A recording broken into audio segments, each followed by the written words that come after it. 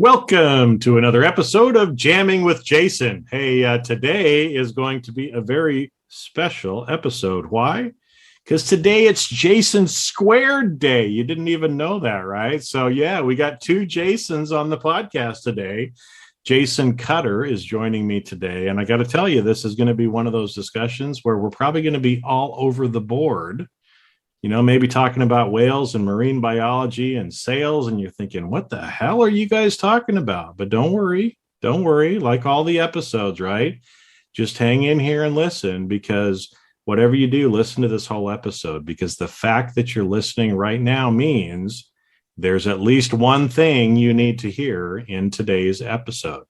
So with that, let's just get right into the episode with Jason. You are jamming with Jason Mefford, where you hear inspiring interviews with some amazing people. Some are famous, some may seem ordinary, and they are all doing extraordinary things to positively change the world. Sometimes it's just you and me having an intimate and authentic conversation about how you can change the world around you and rewrite the story of your life by being more authentic, accepting and loving yourself more, and spreading love to others. Since really, all you need is love. And what the world needs now is love, sweet love.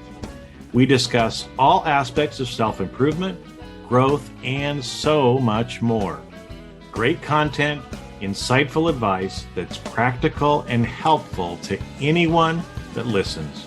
You're always eager to come back for more and share with your friends and family, since you learn something in every episode. So sit back and enjoy the easy listening while you feel seen and heard in this informative, authentic, and entertaining podcast. Now, let's roll that beautiful podcast footage. Hey, Jason, how you doing, man? I am super excited. Another Jason as a host. So two Jasons combined, and whatever that could do to the universe and fabric of time and reality. And then also just literally that we chatted for a while, and that could have also been the podcast, and we haven't even gotten started yet. And who knows where this is going to go. And that's my favorite mode. I've been on some shows where people try to hand me a script, and I'm just like, that's terrible. I don't want to do that. Let's just see what happens. And I love your intro, which is because somebody's listening to this, there's something in here they're supposed to get, which is what I believe. Like whenever I hear something, it's like, okay, what is the thing I was supposed to get? So let's see what we throw out there. Let's see where we go. Well, and I gotta, again, there's no script on this because I'm not a robot, sort of thing. But I just got to ask you too, because I think you're the first Jason that I've had on here too. So I don't know if it was like you growing up too. I know.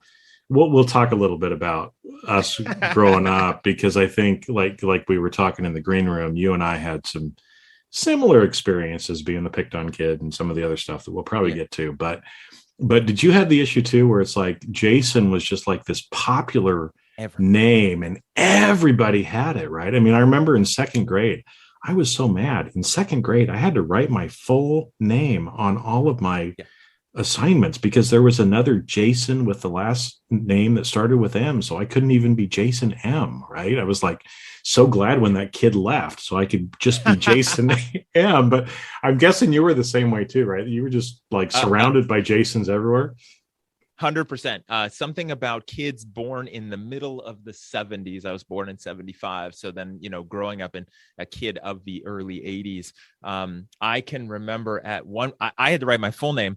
And Jason wasn't enough. Jason C wasn't enough. I think it was my third or fourth birthday party. There was 3 Jason C's, a John C, and a non-Jason C at the party. Like literally from about the 4th grade on, everyone just called me Cutter. In fact, if I talk to any of my high school friends from then, they still at this age still just say Cutter, because that's all they know me as, because they're not a unique snowflake with that name. Well, it's funny because I was born a little before, but it was, I was actually no name baby Mefford, right? Like I went home and it was like a week or two before my parents, and finally the hospital called him and they're like, what are you going to call this kid? And my dad's like, I don't know. How about Jason? They'd never heard of it. They never knew anybody with that name. And then, yeah, it's like boom, boom, boom, boom, Just boom, right? Like everybody's everybody. calling their kids Jason and now nothing. So anyway. Maybe it's all you started the trend in the universe and it all just Oh, dominoed from you. I doubt it, but man, well, whatever, right? Who knows? I doubt it. I'm not that special. I'm special, but I'm not that special. All right. Well, anyway, so all right.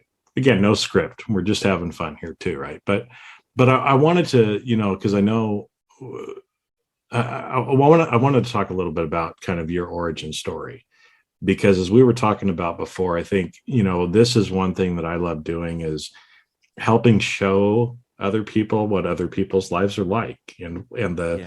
the journeys they've come through because sometimes people just need a little extra hope and encouragement and realize that they're not the only one who feels like this or who has gone through some of these same things. So let's kind of talk about that because I know now you do help people kind of from a sales perspective and we'll talk a little bit about that, but you got there in a very different way, right? So how kind of from the kid to kind of going through to getting where you are now, how did that happen, right? Because it's not a traditional route. It is not a traditional route. If there was a traditional route for people who end up in sales, write sales books, do sales coaching and consulting, have podcasts, for that kind of person, it's funny because I talk to people like that all the time. And the people who did go the traditional route, like they've been selling since they were 6 years old. And it's like, okay, that made a lot of sense. For me, I was the product of two loving young parents. They're still together to this day, still married. And my mom went into banking and then moved her way up in organizations, finance. My dad was an engineer after the Navy and then moved his way up and around in his organization he was at. And so the product of two analytical parents. And I was a shy, awkward, late blooming child. I am an only child, so I didn't really have anyone else to socialize. We all didn't fit in the neighborhood when we moved there when I was like 5. And I one part of it that I don't talk a lot about on the podcast just because it usually doesn't come up, but in the 2nd grade, I actually took the test to determine that I should be in like the higher classes of education, not like skip a grade, but like in the advanced class. So what it meant was we were living in a blue collar neighborhood, but then I tested into the rich kids who bust down from the hill to go to those classes. So I was in their class. So I didn't fit in with the rich kids because I was not a rich kid. And the neighborhood kids didn't like me because they thought I was smarter and better than them. And so then began the not fitting in anywhere and being bullied by both groups from about the 2nd grade on. And then you mix in with that, especially when we get to sales, is that my mom being in banking, being in finance, seeing all that stuff, and both of them being analytical, literally deeply hate salespeople, deeply hate the classic old school manipulative, pushy, self-centered salesperson, right? Many times I have so many stories, one of which when I was, I think it was about 11. We ended up at a Toyota dealership for 9 hours while my mom battled everybody they could throw at her. We did buy the 2-door Toyota 4Runner that they wanted to buy. But imagine, this is the 80s, right? There's no internet. It's me. I mean, many hours of my childhood spent in lobbies that smell like tires and stale coffee while my parents are battling salespeople. That's the impression that I got about people, about sales, about business.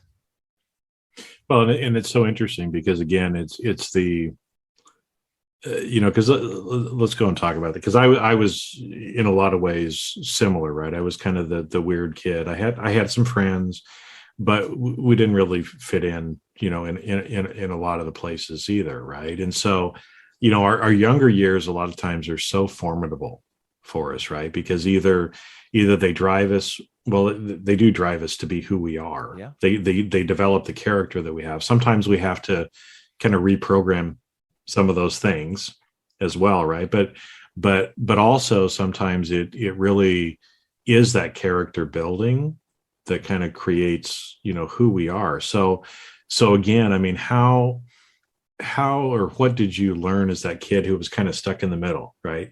the rich kids didn't like you because you weren't rich and you didn't live by them. You lived in the blue collar area, so the kids didn't want to play with you because you're better than me, right? Because you're smarter than me. Yep. How did you kind of navigate through that, and how has that kind of actually helped you? Because I'm sure it has helped you as an adult now, in kind of how you grew up that way, and also kind of the way that your family was, the way your parents were.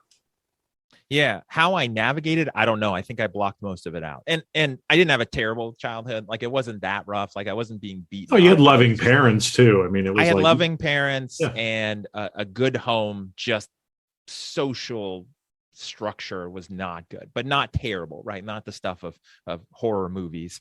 So navigating it, just kind of got through it.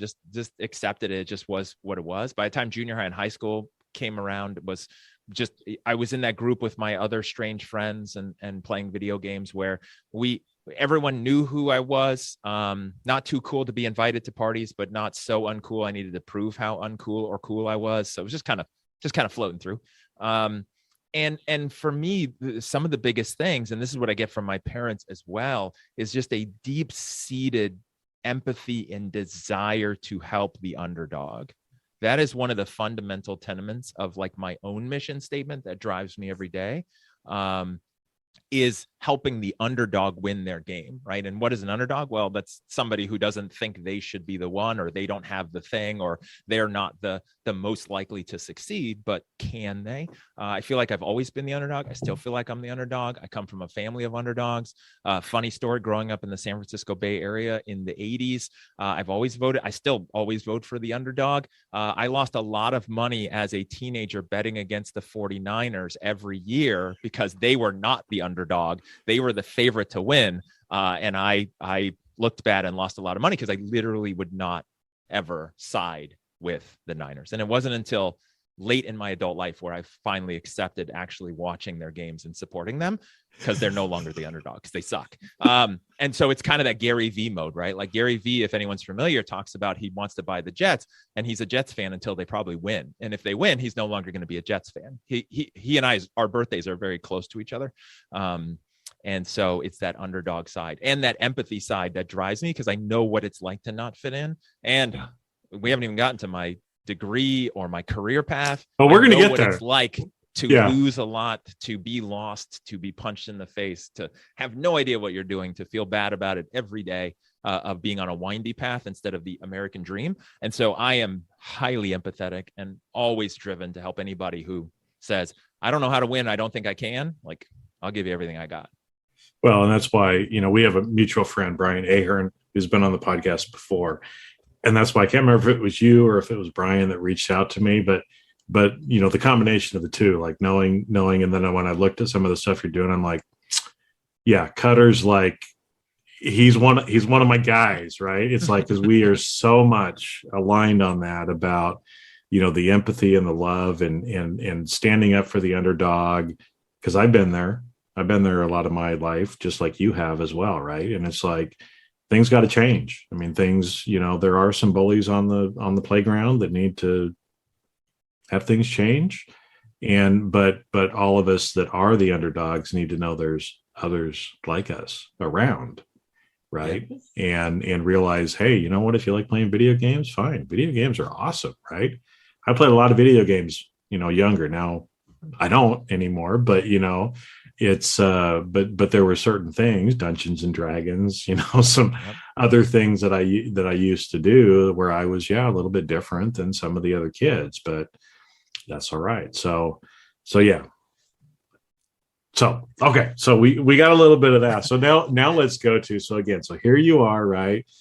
Kind of this awkward kid, not terrible stuff, but you've got this little bit of social awkwardness from your parents, and especially what your parents, what they do. And like you said, hanging out in an auto dealership for 9 hours is painful, right? Yeah. Painful. Even when it's a smooth transaction, it's still like 3 hours. I remember the excitement when I turned, I think it was somewhere around 13, 14, when they actually would let me stay home alone. And I remember that first time I didn't go to the dealership and they came back 5 hours later with a car, and I got to hang out with a friend instead of go for the first time. And I was like, this is glorious. right? This is I still awesome. remember that day. Like we're talking, I don't know, 30 years ago. And I still remember that day. Yeah. Well, so here you are, right? I mean, so Yep. you graduate high school, you finally get through high school. What are you going to do for a living, right? So because I think that, to me, this is a fascinating part of your journey too, Yeah. right? So what did you decide to do? Well, part of this was no one in my family, close or extended family, had ever gone to college. Not on my mom's side, not on my dad's side, not cousins. I had an older cousin who was in community college, but nobody had gone to university, college, and got a degree. So there was pressure and pushing towards that, which I was okay with. It wasn't like against my will, but I also didn't know what I wanted to do. And because I was interested in sharks and really loved marine biology, I went to UC Santa Cruz and got my degree in marine biology. And while I was there, and for a few years after, I actually tagged sharks. Tagged lots of sharks, from 2 foot, 3 foot sharks, catching them by hand in the slough, in the brackish water, up to helping tag 18-foot great white sharks, all in California, in the Santa Cruz area. And that was the path I wanted to go on. And then where life said, no, thanks for playing. That sounds great, but no thanks. After I graduated, with years and hours of shark tagging experience, probably by that point I'd caught, I don't know, 300-400 sharks by the time I, got the degree. I couldn't even get an $8 an hour job scrubbing boats for Fish and Game. Literally, they gave that to a master's student, because remember, we're talking mid-late 90s. Everyone wants to work at SeaWorld. Everyone wants to train dolphins. Everyone wants to be a marine biologist like Jacques Cousteau. And literally, it was so competitive, $8 an hour scrubbing boats, they gave it to a master's student. And I was like, at the time, my thought was, I am burnt out. I can't go do more schooling. What I realized in retrospect is I was on the wrong path. It wasn't actually what I wanted to do, and it didn't excite me. And I didn't have a career path. I just like sharks. So let's get a degree in marine biology. I like sharks and I'm going to go do this. It was, I like sharks and I need a degree. At the time I called it burnt out. In retrospect, I was not on the right path or a path. And then like the windiness ensued. Well, which is interesting, because I've talked about this before, right? It's like we all get on different paths during our life, and a lot of times the paths that we get onto are not the right path. I call it, a path with heart, right? That the problem is, if you're on a path that you don't have heart for, that doesn't have heart, eventually that path will kill you, right? Or it will, like you said, life will show up and say, thank you, but no thanks, right? You're not playing this game anymore. And people can continue to go down that path, but if it's not the path you're supposed to be on, you will keep getting hammered, right? And so, like you said, right, I mean, you couldn't get an $8 an hour job scrubbing boats, because no, you have to have a master's degree to do that, right? I mean, you might as well have gone and worked at a local restaurant, right? But then it would have been $6 an hour. I was making three times that working at a restaurant at the time. And I was literally willing to live in my Volkswagen down by the river in order to do that job. And I still for $8. Get it. Yeah. Yeah. So how did you come to, because like I said, I mean, you've had this, other people listening, have this. Yeah. How did you come to decide, okay, well, what is it? I got to get off this path, but what am I going to do now? Right. Yeah. And I think one thing, because we talked about this prior to hitting record, I think is good for some people in the audience or that might be listening to this. The punchline of all of that, when I looked back on it, is that I chose sharks, tagging sharks, being in the water, being on a boat, everything around sharks, some big, terrible sharks, right? Not just like cute little sharks, even though some people might think there's no such thing as a cute little shark. I literally chose that as the safest and best career path versus humans. Because of all the stuff that we talked about with the childhood, I was like, I definitely don't want to go into a career dealing with people. In fact, when I was in college, I got a job at a restaurant as a busser. And I was like, okay, fine, I'll deal with plates and glasses and water, but I definitely don't want to deal with hungry people, because I see how my parents and how I get when I'm hungry. I don't want to deal with people, and definitely not hungry people. And then I realized I was actually pretty good at it, and they made me a server. And then I was like, hey, I'm really good at this. And like the fact that I wasn't trying and I just approached things like my parents raised me by going out to restaurants a lot. So I was a good customer, and I just treat people like I was raised, we would want servers to be. And I just did that, and it worked really well. So after marine biology, moved to Seattle and ended up getting a job at Microsoft. I thought, hey, I've become good with people.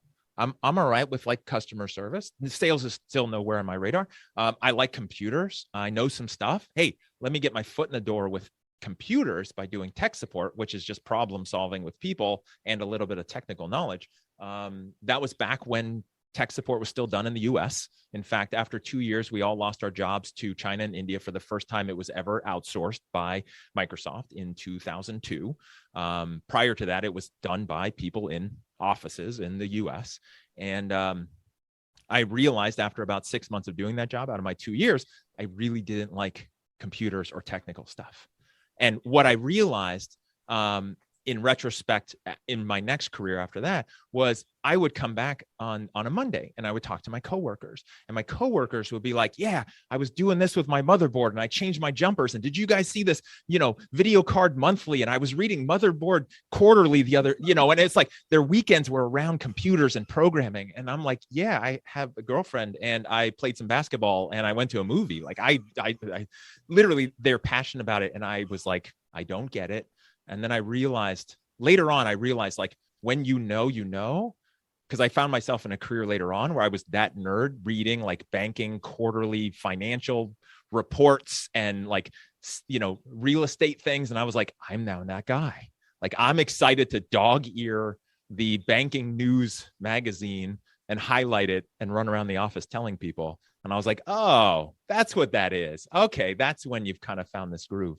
So I went to tech support, and then from there in 2002, I got a job at a mortgage company helping people. It was the height of the real estate boom in Seattle. Didn't learn anything about sales, wasn't trained on sales, have never been trained on sales, have never been taught anything about sales, scripts, objections. It was the height of the real estate boom. So it was pure order taking for years. Literally everyone was just begging for loans. It wasn't until I transitioned to helping people in foreclosure that I really learned human nature, fears, persuasion, what it takes, the cost of failure from a sales perspective. Still had to learn it all on my own, but that's where that journey began in around 2004, where I started to realize what I was doing was selling and persuasion. Yet I never used the word sales because sales to me was the gross, dirty car sales stuff, not what I was doing because I was helping people. Mm-hmm. Yeah.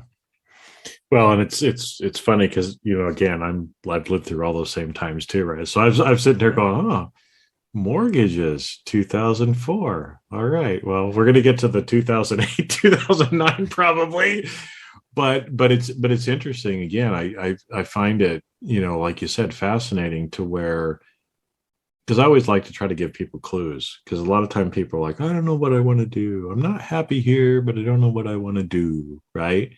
And it's like, no, we all probably already kind of really know underneath. Maybe something hasn't come into our awareness yet. Like, gosh, I didn't know you could make money doing that, right? Sort of a thing. I mean, I'm always finding things like that. But it's interesting, like you said, I mean, that story of working at Microsoft and everybody else is like nerding out about, like you said, there probably is such a thing as Motherboard Weekly or whatever, right? There probably really is a magazine called that.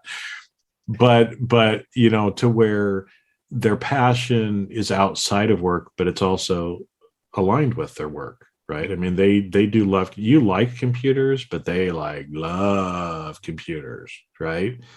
You liked sharks, but you didn't love it, right?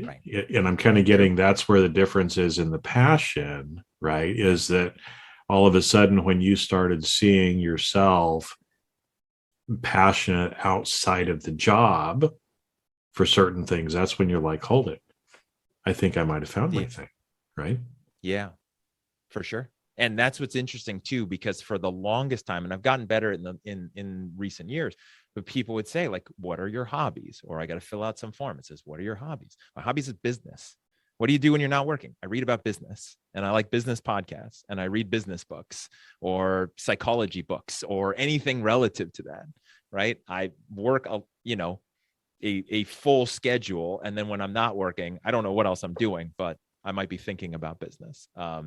And, obviously not an unhealthy workaholic mode, but that's just what my brain likes. And for the longest time, I judged myself and I was like, oh, that's so terrible. I don't have hobbies. And it's like, then I met other people who were like, yeah, it's like, love business.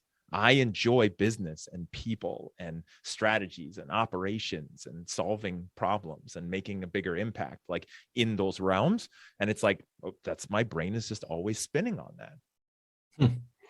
Well, and so let's go, because again, I'm curious, right? Like what happened? Because again, so we kind of a 2004-ish time frame, right? So you're kind of working in the mortgage business. I know you said you kind of moved over to like foreclosure kind of stuff. Yeah. So 2004, I stopped doing mortgages, which most people would say that's stupid because it was still the height of the real estate boom. I left making a bunch of money because it didn't feel fulfilling, and it didn't matter to me. And I just personally struggled with the thought of helping people buy houses and get into large amount of debts, most likely people who probably shouldn't buy houses and shouldn't get into that debt and probably can't afford it. And my kind of like underdog, anti-American dream, the requirement to be successful in life is to own a home, right? From that like emotional standpoint. And so I was like, I don't enjoy this. Like, it's not fun. And other people around me are, cashing checks. And I'm just like, what else is there? And there was a lot of money made between then and 2008. I know a lot of people in the mortgage business. Yeah. Yeah. And some people I know stuck it out, and it's great for them, right? And it's not even a negative about it. It was just like, for me, that didn't sing to me. And not even in a follow your passion, because we can have a whole different discussion about the passion myth. But I mean, just like it didn't matter. I didn't feel like I was doing anything. So then I went into business. I started a company with a friend of mine, helping people who were in foreclosure, who had an auction date, who, in 90 days, the sheriff will come and kick you out if you don't do something about it. And so that's when I started learning. That was in 2004. So we're talking pre-housing meltdown. There were still so many foreclosures. I did that on my own for a few years, found out I really suck at being self-employed that first time around. I've gotten a bit better at it now. I made all the mistakes that a lot of people made during the pandemic. Now I made them back in 2004 to 2006, where I was taking naps. I was running errands. It's a good time to go pick up my dry cleaning in the afternoon. Like, anything but actually working. I made all those mistakes then. Then I went to work for a company. The difference was, and I never thought I was in sales, even when I was doing that. I never thought that's what I was doing. And then I went to work for a company. They had a director of sales. I came in as the director of ops of a startup. I was like, this is perfect. I'm an operations guy. And I'll tell you, even to this day, this is what I tell my clients and tell companies. At heart, I am an operations guy. I look at things like an operation, and I want to fix it or build it or make it better. I just also happen to be really good at sales and persuasion in a way that I think benefits everybody. But I'm really at heart an operations guy, which makes me so different. So I went to that company, worked as director of operations, which was good for me because they set them up. I processed everything. We built all the systems. They fired the director of sales. Later that day, the CEO comes to me and says, hey, by the way, he's gone. You're now the VP of sales and ops. You have 10 salespeople, 3 telemarketers. The direct mail's not working well. You need to build a process that works and train everybody. And then we also need to grow. And I'd never trained anybody. I had never wrote a script. I didn't even think I was in sales. So it was trial by fire with his help. It was actually in that mode where I did my first training program, and I realized sales, training, leadership, it's all public speaking. I went into Toastmaster. I did Toastmasters for 2 years, once a week, because I saw that it was all communication. Again, that's why I meet so many people and they're like, oh, you must have always been this way. I'm like, I promise. If you even look, sometimes on presentations, even on stage, I will show pictures of me as a kid and what I look like. And you can easily see like, oh yeah, no, it's definitely night and day. Definitely night and day, right? Like, so that kind of threw me into it, looking at sales from an operation side and then building it and figuring out how to be effective. And here's the big key. And before you get in, I know you have some questions too. the thing is that I was raised in mortgages where somebody calls, the first thing you do is get them in the office in person or go meet with them. Don't do anything over the phone. Don't try to sell over the phone. Don't do anything. Relationship build, face to face, eye to eye, build trust, get them to trust you, pick you over everybody else that wants their business. And then you can move over the phone once you have the relationship. Instantly over the phone. When I started in the foreclosure days, anyone called me, or I called them and actually got them on the phone. First thing, hey, I'll be at your house. I can be at your house in 15 minutes, and then do everything that way. When I went to work for that startup, the goal and the focus was 100% phone-based. Dealing with someone who's losing their house, helping them keep their house, save their house, sell it, whatever it was, all over the phone. I literally didn't think it was possible. I was like, that's not possible. You can't sell over the phone. It's all done in person. So I had to learn a whole bunch of new skills and abilities when you can't cheat with the face-to-face. Yeah, because it is different. And actually, it brings up, a lot of stuff that I've been hearing people talking about for the last 2 years, right? In kind of the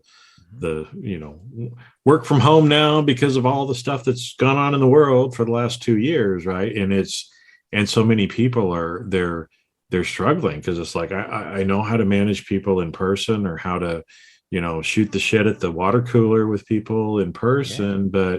But now, even when we're doing video, it's like, it's different, right? It's kind of some same principles, but different kind of techniques, right? Which it sounds like you had to kind of learn there, as you went from kind of the face-to-face sales and relationship to doing something on the phone with people. Yeah. And I think anybody who tries to make that transition from face-to-face to phone sales, even virtual sales, but mostly the phone sales, you'll find out if you have the skills or not, or if you're willing to learn them. I honestly think if you are in face-to-face sales and you're not any good at it, like that's terrible, right? I think face-to-face is cheating and easy, right? Because 90-something% of what we get from people is nonverbal. It's like, come on, now turn all that off and then just do it over the phone, trying to help somebody make a decision they're scared of. And then in the same way that I was dealing with organizations before the pandemic, and then since then, it's been really highlighted, which is you will know if you have a good operation, a good organization, and a good company culture if you do well when everyone goes remote. If you require face-to-face management by walking around, micromanaging by standing over shoulders or having meetings, I promise you don't have a very good, well-organized, good culture organization. No, you don't. Well, and so you get up to this point, right? Which again, I know a lot of times in our career, you just kind of get given, hopefully they paid you more money too, right? It's like every time my CEO would come to me and say, Jason, by the way, you're going to start doing this now too. I never got a raise, but hopefully you got a raise. But here I am sitting here thinking, and I'm like, how's he going to go home and tell his parents what his new job is now with your mom hating salespeople? Yeah. How did that discussion go? I don't remember it. I think I might have blocked that out as well. It's one of those things where, because of how I was raised and because of, they know how they raised me and how I am, is that it wasn't about going into it and selling in a different mode, in sales mode. It was still, like, even with that title, it was still about helping people and of service, even though I couldn't have verbalized that at the time like I can now. Like, the process of writing my book that came out a few years ago really made me look backwards and look at what I've done to be successful and help others do to be successful. And then really like, oh, that's what I was doing at the time. I was on autopilot. I was just going with intuition and gut and how I wanted to, sell like I like to buy. And then also realizing the pitfalls of that and how to adjust. So yeah, it was definitely interesting running that, and then managing other people and getting them to sell, and the challenges that come with, dealing with team members, with staff, with humans. Well, that's why, because I want to go. I know, you've got your book, Selling with Authentic Persuasion, right? Yep. Which, two of those words really important for me, right? Authentic and persuasion. The selling, no, I'm kidding, right? But what's interesting, and again, because what kind of stood out to me is that bringing that authenticity to it, right? And And again, some of the people listening might be in a sales role, but I got to do the timeout and remind everybody that regardless of what job you are in, you are selling yourself every single day, right? You're selling your company, you're selling yourself, and so there are certain aspects as we talk a little bit about some of these things now that you might think, well, but I'm not in sales. You are in sales, right? And these principles that you're teaching and that you're talking about are the same principles for anybody, right? To help them in their relationships being more authentic and helping to be able to persuade people, whether it's a business or in your personal life as well, right? Because it's all the same principles. And it just takes practice and learning how to do it. Because like you've shown, right? You can learn new things. It's not you're born this way. Everybody's born this way. We think that, but none of those people that look like they're born that way were actually born that way, folks. It doesn't happen, except for the 6-year-old kids that start selling when they're 6. Maybe those people do. But and that's the big difference, right? And that's what I wrote in there, and I really coach people on who are on that other end of the spectrum, right? Because the subtitle of the book is Transform from Order Taker to Quota Breaker. And it's the order takers who they see sales as boiler room, Wolf of Wall Street. That's gross. That's used car salesperson. I promise and vow never to do that to somebody else because I would hate it being done to me. Like the golden rule, they end up at the other extreme, which is just order takers, which is if I'm nice and I build relationships, hopefully people will like me and then they'll want to buy from me, right? And hopefully that will happen. But that usually happens because people think, oh, they're just born that way, right? The nature versus nurture. And I think what it really is, and this is my thesis, is that it's not that they're born that way.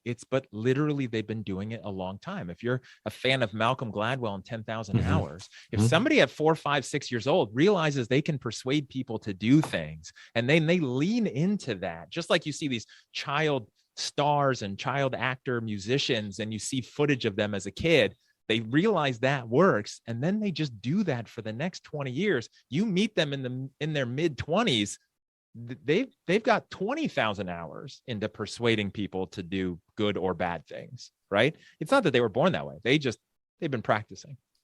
Well, and I think that's it's what's so funny because again, like you said, I think most people look at others and they think, oh, they were just born that way.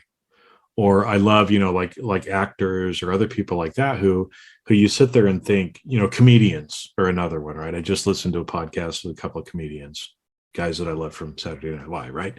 And it's we think again, like when they have their big break, right? They get hired by Saturday Night Live or, they get the HBO special or whatever, right? It's like, oh, success just showed up and you're so lucky. And it's like, yeah, where the fuck were you for the last 20 years? Yeah. Right. When I've been doing jokes at family events and I've been writing it out and I've been, playing in, the shithole bars all over the country, right? Trying to get seen and finally picked up, right? We forget that success usually does require that practice. Yeah. And if somebody does have an overnight success, right? Like I think of, because I grew up and spent most of my time living in California in the Bay Area. You see these people who are overnight success. Some of them might be a young, brilliant, gifted person that just hits it and is successful. Many times the challenge is if you don't have that experience, you don't have the foundation, you can't maintain it, right? And I'm not saying like, oh, they're just going to come and go, but like, you see a lot of people who get it, they have a spike, but they don't have the experience to make it through it. And then they crash back down and they go up and and then they figure it out. Like, okay, now I've got, sustain. And you see that a lot in the tech companies, right? I mean, again, even, we'll just take Steve Jobs, right? Because he's a perfect example of that. There was a lot behind their success early on too, right? It wasn't just like boom, but he jumped up very quickly. But then it got to a point, right, where you need some help. You got to kind of level to the next point. And there's a lot of, especially tech entrepreneurs that, their business gets bought out. Somebody else comes in above them, kind of takes over their company, forces them out, or they've got a lot of upskilling to try to do to be able to make up for it. And you can see that, like I said, in the tech industry especially, is famous for that, up north. But so what are some of these things, again, that people can do? Because again, people need to go out and buy your book as well, right? But what's maybe, one or two things that's helped you and that you kind of share with people, just so people listening today can go, oh, hey, I'm gonna start trying to practice this week. What are some of the things that you teach people about how to be, more authentic in how to persuade and persuade versus manipulate, right? Because that's the other thing that people mix up. And it's important. And, and Brian Ahern, who you had on the show, and he's a great guy. He used the word influence. Cialdini uses the word influence. You can interchange it. You can look at the definitions. You can wordsmith stuff back and forth. No matter what, it's the anti-manipulation, right? We're not trying to do something against somebody else's will. I think for the highlights from the authentic side is understanding that there is no one personality, behavior, mode for being effective in sales, right? We might see that in movies, but also remember how most of those movies end. And I think that's pretty accurate, right? A lot of people think, oh, if I'm not extroverted, if I'm not charismatic, if I'm not over the top, if I'm not the center of attention, if I don't walk into a room and I have to get everyone's energy, like, people aren't going to buy from me. And I would contest that most people like that person. They're drawn to them, but they don't overly trust them. And it might not work out long-term. We can look at some stats if anyone wants to battle me on that. But like, you be you, kind of like dogs and animals can sense fear. People, prospects, people you're talking to, they can sense if you're being real or not, especially in this day and age. Here's the biggest thing that's different is 2022, right? Not too long ago, the two Jasons remember, and I talked about it earlier, if you wanted to buy a car, you had to go to a dealership and you had to ask them about the car and the information and the price, or wait for the Sunday newspaper, or get an Auto Trader when that came out. That was revolutionary. But the salesperson in the company had all the power. They had all the knowledge and information, and you had to suffer through them.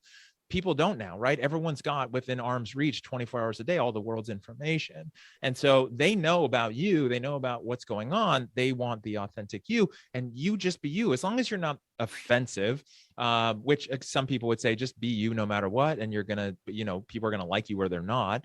But in terms of being professional, is just do it, right? If you're awkward, if you're funny, if you like stats and spreadsheets, just don't worry about having to fit a mold. Also leverage your strengths. The big thing that I wrote about in there too is leveraging, acknowledging your strengths versus trying to fix them or fix your weaknesses. Like, what are you strong at? If you're strong in a certain way, go all in on that and don't worry about it unless there's something you could improve. Like I said, like weakness, public speaking. So that's something that was worth fixing, getting better at, improving, practicing, putting in the hours, right? Where does that fit in for you? I think really with the authentic side, and here's one of the keys is that I have what I call the sales success traits, which are more important to me than anything else when it comes to extrovert, charisma, introvert, like all of these other terms people might throw out, and the five of them, I'll give you all five, is openness, curiosity, creativity, persistence, and authenticity. So openness, curiosity, creativity. Yep. Creativity, persistence, and authenticity. And they're in an order in particular based on what I've seen over 1,000+ salespeople plus myself. Most people think, oh, if you want to be in sales to be effective, you have to have persistent. Well, if you're not open and curious and you're not open to new ideas and you don't actually ask questions and listen and learn to your prospects, you're just a persistent asshole who's probably self-centered, right? And we've all met that person, and we've all had that person call us relentlessly, and we know they don't care about us. But if you're open and you're curious, you will learn, you'll be open to new ideas, you'll listen to podcasts, you'll read books, you'll study things, you'll take feedback, you're curious about your prospects, right? That's why most podcast hosts are so great at it. If they're just curious, just ask questions and throw the ball up and see where it goes, because you just want to know. And so if you're in any kind of a sales role and you just leverage those things, open and curious, you'll be successful more than anything else. Then the rest of it kind of comes into line. Well, which is interesting because those are the those are two of the same things that I teach people, right? From relationship building, in general, as well, right? Because and this is one thing that, especially as of late, that really has hit home to me is we're so judgmental. And the interesting thing is when we're judgmental, that usually elicits a particular emotion in us, right? So you say something to me and I take offense at it and I'm kind of offended and I judge you like, what the hell, Cutter? It's like, right? Yeah. Well, I'm starting to already judge you or give some sort of judgment about what it is that you say. And that leads to an emotion in me that often is negative, as opposed to me going, hey, man, I'm just curious. Why'd you say it that way? Why'd you use that word? Right? If I'm more curious about it, you can't be curious and judgmental at the same time. And it allows you to understand the other person from a communication standpoint and get to actually know the other person, right? That those two especially, and I love that those are the ones that you start with, because so much of the time people are trying to go up the scale, but if you don't have the foundation, you're never going to get up the scale. You said, right, you're a persistent asshole instead of somebody that they know, like, and trust. Yeah. And that's important, right? Because that's the foundation. That's why with the book and the process, it's not persuasive authenticity, it's authentic persuasion.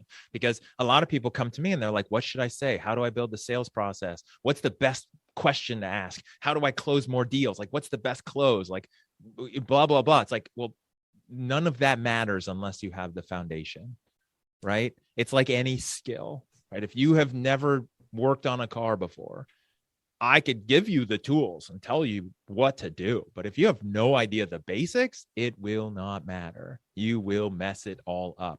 And yeah, I think those are the most important things, even for companies when we rebuild their recruiting process, because it's usually done in the wrong way. It's about finding those attributes in alignment with the company culture, and everything else is easy, right? If someone's open and curious, how much sales experience they have, how polished they are, doesn't matter, because they're open and curious. We will rebuild them, right? We will find a way, and they will be successful if they have those. And in my opinion, one of the traits that I've seen from a lot of people I've interviewed on my podcast is, they either say grit or curiosity. To be a great salesperson who does great things and helps people, curiosity. Just be ultra curious. Because you, at the intersection of curiosity and answering, finding out, asking questions and finding out what they want, you will find out how to help somebody if you know where you're going, which is the persuasion piece, right? Because we don't want to make authentic order takers who are homeless under a bridge, but really authentic. We want people to be successful as well. Well, and what it allows too, because like you said, and this is, it applies outside of sales too, folks. Okay. So just again, so you're remembering that, but to me, that's always a difference too, because we always use like the sleazy car salesman. It's just easy to pick on those guys, Right. Now a lot of them are pretty much order takers too, because it's like, I know exactly what I want. I've already built it. I just got to go pick it up, and pay for it. Right. I mean, that's where we're moving. But there's kind of that sleaziness to it. Like they're trying to, get the deal done, regardless. I just want to sell you a car, versus kind of the approach that you're bringing out, which, and I would call that in my words, I call that transactional, right? So I'm just trying to have a transaction with you, right? Versus, being open, being curious, because when you do that, you actually start to understand, what it is that somebody really needs, what somebody really wants. And until you know that, right, you don't know what's kind of the best fit for them. Right. So it's like, I've got different programs and things that I offer, but until I talk to somebody for 15 minutes, it's like, I don't know which one is right for you. I don't know. Right. But if you let me talk to you for 15 minutes and you tell me what your hopes and dreams are and what you want to accomplish, and it's like, well, actually, this one's probably better for you. Right. I'll make a lot more money if you do this other one, but what you really need is this one. Right. And to me, it's kind of, that seems too, to be kind of the basis behind it, is then helping people get what they want. It's just usually that's in a product or service, right? That's going, I mean, that's why we buy these things, right? Is they help us out. I got to have a car to go to work unless I'm working from home. and that's ultimately kind of, I think, too, the whole idea behind, and probably why you love sales and what you're doing so much now, because you still see it as helping people, because you're developing and doing more of a relationship type of transaction instead of just seeing the person as a transaction. You see them as a person. Yeah. And it was a really tough transition for me in my career, because I went from long sales cycle, long relationships, helping someone in real estate / foreclosure, where you're sometimes dealing. I remember one woman I dealt with for 18 months throughout the whole process. That is a long relationship, longer than maybe other relationships in life. And I'm dealing with this customer for 18 months, and then it was done, and then it was over. After that, I went into shorter sales cycle, where successful sales was a 1 call, 1 hour conversation, one and done. And then you never talk to them again. And that felt weird, because it was like, I'm used to relationships and building it. And so you still have, like, for me, I just went into that mode where it's like, I still want the best for you, even if I never talk to you and I don't know what's going to happen, like if you're going to be successful and what the long-term is, I'm still going to do it in this way. And really, that just requires faith and trust in abundance, that there's 7 billion people on the planet. I don't need to sell each person, right? Yeah. Trying to do so is gross, and we all can't stand it, right? When I walk through the mall, and now these kiosks that are in there, and you walk by and they think that everyone needs what it is that they're trying to sell. No, I don't need a wig. No, I don't need women's cologne, or perfume. No, stop. You don't even care about me. It's all transactional. But when you trust and rely on abundance, that there's enough people out there, then you don't need to put square pegs in round holes. You can just find the people you can help. Yeah. And I know that was one of the suggestions that I got too, where, one of my coaches said, you got to separate the money from the work. Right. And it's the same kind of thing. So it's like, anytime I'm talking to somebody, it's about just trying to help that person. Mm-hmm. Right. And again, I might not have anything that would help them, but if I show up and I serve them for that time period, like you said, it comes back to you. Right. Because again, if you treat human beings the right way, yeah, it always comes back to you. I actually, it was just funny. I just talked yesterday with somebody who I worked with 10 years ago. 10 years ago. I haven't talked to her in 10 years. Right. And it's again, this is not me. It's just the way I try to live my life. Right. Is I always try to do the right thing, to be kind to other people, to leave people better off than I found them, if you will. Right.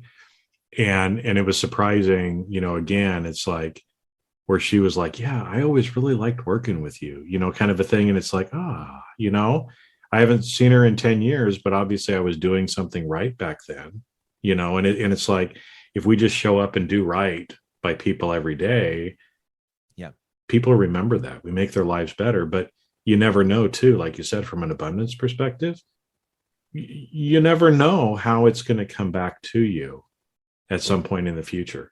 And I've literally had people where I've known them for 5 years before they ever buy anything from me.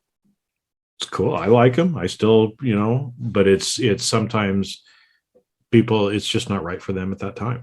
So separating the two instead of thinking about that other person as a transaction, it's just interesting that you brought that up, because that's one of the things I've gotten told too. And it makes a huge difference in how you feel too, because it's not, you don't feel like, oh, if I don't make that sale, and all that pressure that goes on it allows you to be more authentic and open in who you are. Or I pushed that person into it because I needed the sale, and that, that causes the how do you sleep at night mode, right? Mm-hmm. In sales, or when people ask somebody in sales, like, how do you sleep at night with what you do, right? Because they think sales is just about manipulation and pushing people.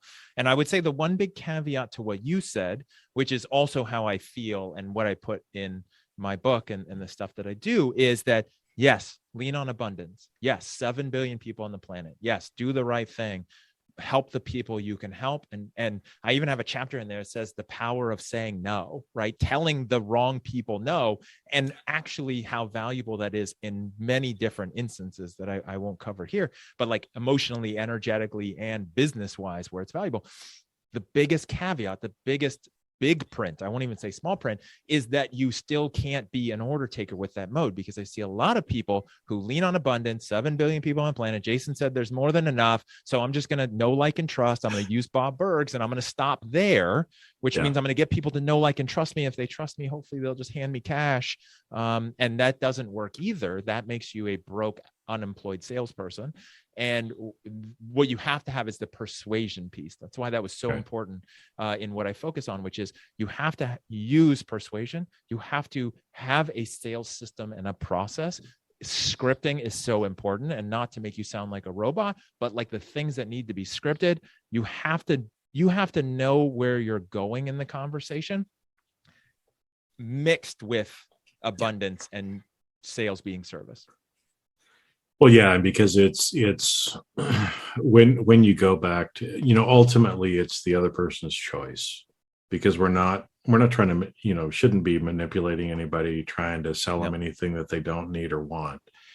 But it really is that helping people, and where, like you said, where the value really comes in there is by us just kind of giving people the nudge they're just afraid to take. Right. So a lot of times it's like people know that, doing this, whatever it is, right? Buying this product, buying this service, doing whatever it is going to make their life better, but they're just afraid of changing. They're afraid of doing the investment. And sometimes they just need a little nudge to do what they already know they want to do, but they're just afraid to do it. And so I think that's another great way. And like you said, that's where the persuasion comes in. It's like you're just trying to help the person see, well, this is what you want, isn't it? I mean, this is what you've been telling me that you want. So, how long are you going to wait to have this? I mean, you could walk out today with it, or, do you want to go through the same pain for the next 3 months and come back 3 months from now? Right. And there's all little ways of doing stuff to be able to just help us make the decision that we want to make anyway, and be okay with it. And the only thing I would say counter-ish to that is counter away, because you're the expert, man. The nudge is good. Sometimes people just need a little nudge. The fundamental thing, and this is what I've been training a lot of people on over the last year, is that everybody who you're talking to that could be a potential customer is all afraid of one thing, which you mentioned. And it's tough. People say, well, how could they be all afraid of the same thing? Like, they're all afraid of the same thing. They're all afraid of change. Buying from you is change. If they weren't afraid of change, I promise they would have called you and said, Hey, Jay, I like what you're doing and I'd like to sign up. I have my card ready. Just let me know when you want the numbers, because I'm ready to go. That person, we've all dealt with them. They're not afraid of change. They're ready to go. Going. Good. Now you're an order taker. You're doing paperwork, processing cards. Fantastic. Congrats. For everyone else, if they're talking to you, if they're risking life and limb and everything that they know to deal with a salesperson who could fleece them and screw them over, it's because they're afraid of change, but they know they kind of need it or want it. They're stuck in their comfort zone. And I have this model that I've created for this, but they're stuck in their comfort zone. The amygdala part of their brain still thinks it's a nomad 100,000 years ago out on the plains, and change equals death. Buying from you is death, right? That's what you're up against. Some people, it's a nudge. Some people, you have to drag them out of their comfort zone for their benefit. And it takes you being a leader as a salesperson, not a sales leader, but you being a leader of the conversation. More of, like, for some people, and what I teach is not the, hey, you can see how this is a benefit, right? It's like, well, based on what you told me, this is a benefit. You agree? Okay, sounds good. Now the next part is that I need to get your information for the application, right? Like, we're just going. I know where we're going. When you go to the doctor, right? And they run their tests and they do their exams. The doctor doesn't come back and say, you have a brain tumor. Here's what could be done. Is this something you'd be interested in doing today? Here's the benefits of brain surgery. I'm thinking, Jason, that you probably have somebody you need to talk to, or maybe get this approved, or I don't know if you have the money or the budget. So what I'm going to do, what I'm going to do, Jason, I'm going to send you an email with some information, with some links. You can do some research. Here's a brochure on brain surgery. You just let me know. I'll follow up with you maybe next week. I'll give you a call and check in and see if this is something you'd like to do and move forward with. That was the perfect example. Right? Right? Terrible. That would be malpractice. No. See, the difference. Yeah. It would absolutely be malpractice, because the difference is a doctor went to school, took a test, held to standards, has a code of ethics, took an oath, and is held to standards where if they violate that, it's malpractice. Salespeople are not. There's no test. Even when I went into mortgages in 2002, Washington State didn't even require you to be licensed to sell mortgages. I wasn't even licensed to know anything about mortgages, and there is no license for sales. So everyone is just a renegade. And no, the doctor says, you have a tumor. We need to get this fixed. You need to clear your calendar. Do you have any questions before we begin? Because I got to take you in right now. They assume the living shit out of it. Now, most people aren't selling life and death. You don't have that leverage. But when you operate in that mode in your conversations, where you're the professional who can help them, you owe it to them to be the professional and move them forward, not asking for permission. But if you know you can help somebody, you owe it to them. Yeah. No, I think it's, like I said, it's a great example, because, what you were just saying, we would never expect our doctor to say those things that you just said, but we hear salespeople say it all the time. I've said those same things in different conversations, that it's really, and when you think about it in that kind of a way, from an analogy perspective, that's why I think that was such a great analogy, is there's literally, some stuff that I do, and I'm sure that you do too, where it's like, I know you might be scared about the change.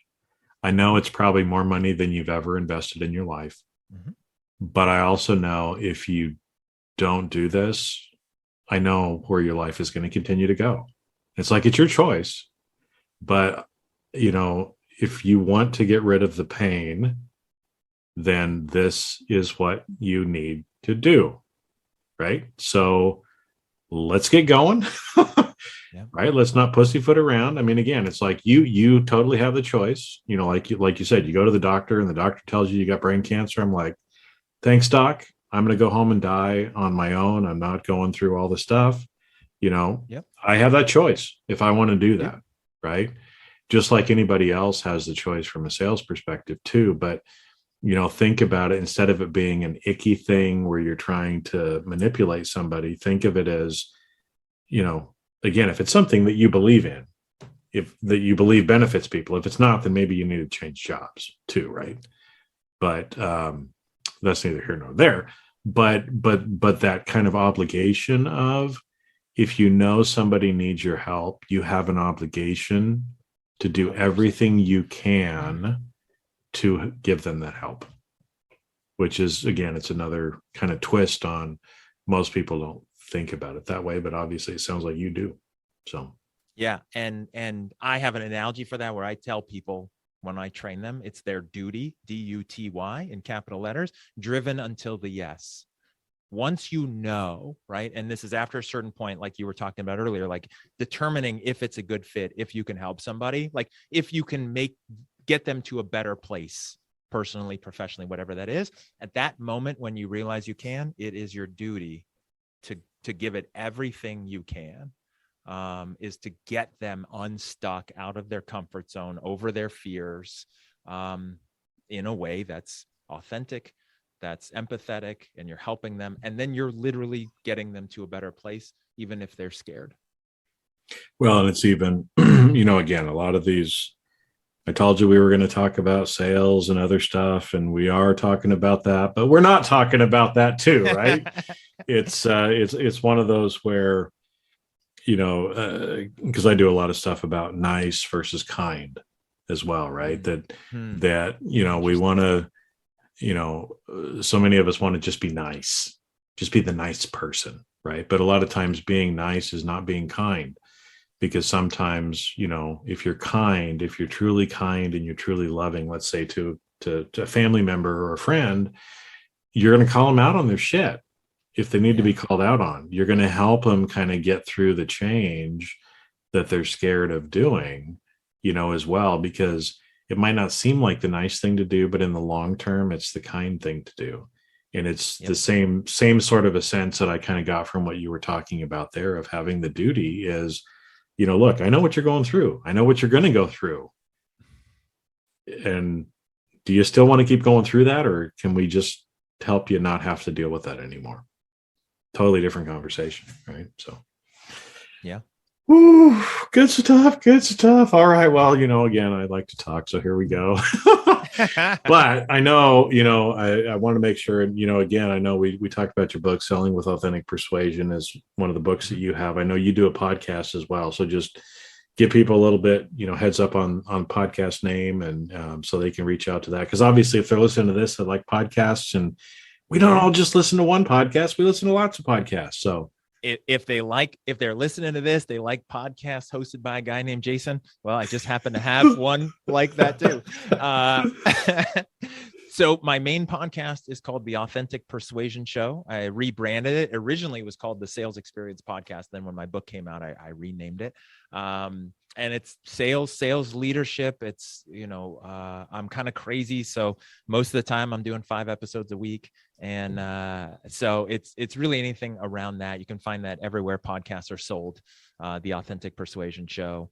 The book you can get on Amazon. There's hardcover. There's Audible, which was fun to do the audio version. And by fun, did you do the read on it? Did you do the read on it? I did. What's funny? So funny side note on this.